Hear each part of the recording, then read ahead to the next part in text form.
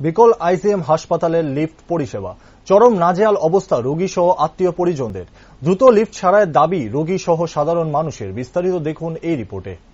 IgM হাসপাতালে বিকল লিফটের দরুন নাজেহাল রোগী সহ আত্মীয় পরিজনেরা। হেলদোলহীন হাসপাতাল কর্তৃপক্ষের খামখেয়ালিপনায় ব্যাপক সমস্যায় রোগী সহ অন্যান্যরা। বিবরণে জানা যায়, গত দুদিন ধরে আইজিএম হাসপাতালের বহুতলে চলাচল করার জন্য থাকা একমাত্র লিফটের ব্যবস্থাটুকু বিকল হয়ে পড়ে আছে, যার জেরে দ্বিতীয় তল থেকে পঞ্চম তল পর্যন্ত রোগী ও আত্মীয় পরিজনদের চলাচলে ব্যাপক সমস্যা চলছে। রাজ্যের অন্যতম প্রধান হাসপাতালে শুধুমাত্র বিকল লিফটের জন্য ব্যাহত পরিষেবা প্রতি মুহূর্তে রোগীর জীবন ঝুঁকি বাড়িয়ে চলেছে। সংবাদ মাধ্যমের সামনে সংশ্লিষ্ট অসুবিধার বিষয়ে অকপটেই মুখ খোলেন রোগীর আত্মীয় পরিজনেরা। বর্তমানে কয়তলায় রয়েছে রোগী?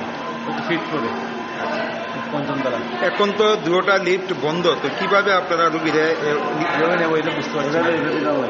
কালকে থেকে সমস্যা, 2 দিন সমস্যা। লিফট ছাড়া কি মানে উপর থেকে নিচে নামানো সম্ভব?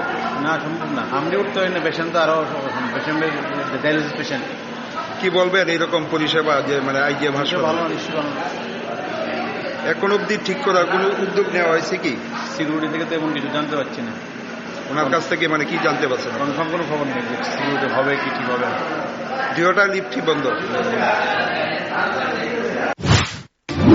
প্রশ্ন হচ্ছে, রাজ্যে চিকিৎসা ব্যবস্থা অত্যাধুনিক মানের বলে দাবি করা হচ্ছে মুখ্যমন্ত্রী থেকে শুরু করে মন্ত্রী পরিষদের বিভিন্ন সদস্যদের তরফে। বিশেষ করে রাজ্যের বর্তমান মুখ্যমন্ত্রী খোদ একজন চিকিৎসক হওয়ায় সাধারণ মানুষের মনে চিকিৎসা পরিষেবা নিয়ে আশার আলো দ্বিগুণভাবে প্রজ্বলিত হচ্ছে।